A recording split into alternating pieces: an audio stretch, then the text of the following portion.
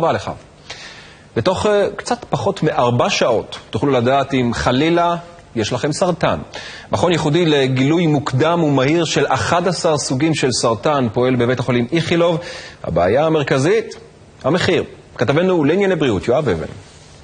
את כל שרשרת הבדיקות הארוכות והמתמשכות לגילוי מוקדם של סרטן, מתברר שאפשר לרכז בשעות ספורות בלבד. כל המקרים הנוראים האלה של הסרטן שאתה שומע בכל מקום, של אנשים שפשוט נעלמים בכמה חודשים, נורא מפחידים. דדי, בן 40, הוא בריא לגמרי ומאוד רוצה להישאר בריא, אז הבוקר הוא התייצב במרכז המשולב לאבחון ומניעת סרטן באיכילוב, ובתוך 3 שעות בלבד עבר בדיקות לגילוי מוקדם של 11 סוגים שונים של מחלת הסרטן. תוך כמה זמן תקבל תשובות? התשובות הן בין 2 ל3 שבועות. זה מלחיץ? אני חושב שבזמן ההמתנה אולי זה קצת יותר מותח ממה שקורה פה. זה כל העיקרון וכל החוכמה בטיפול בסרטן. להקדים בדיקה למכה. כך זה עובד. המטופל עובר מחדר לחדר ובכל תחנה נבדק אם חלילה כבר יש לו גידול טרום סרטני שדורש טיפול מיידי. במרכז, שנחשב לייחודי מסוגו בעולם, בודקים בתוך שעות אם חלילה הנבדק סובל מסרטן העור, סרטן חלל הפה, סרטן בלוטת המגן, סרטן השד, סרטן הריאה ועוד 6 סוגים נוספים של מחלת הסרטן.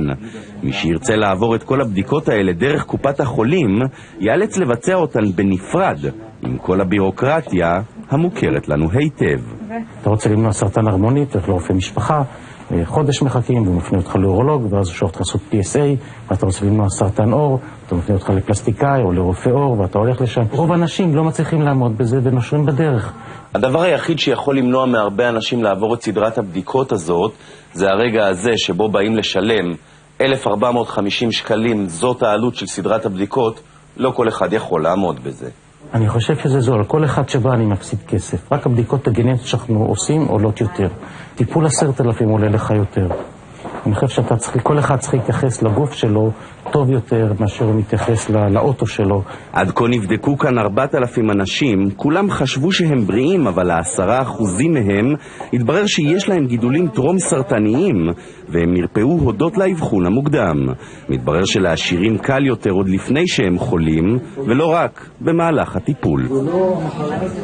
1 מכל 3 ישראלים, סרטן. איך אתם מקבלים החלטה בסופרמרקט? איזו גבינה למשל לקנות? לפי הטעם, לפי המחיר? יש מסתבר טכנולוגיה שנכנסת לכם לתוך המוח כדי לראות משם איך אתם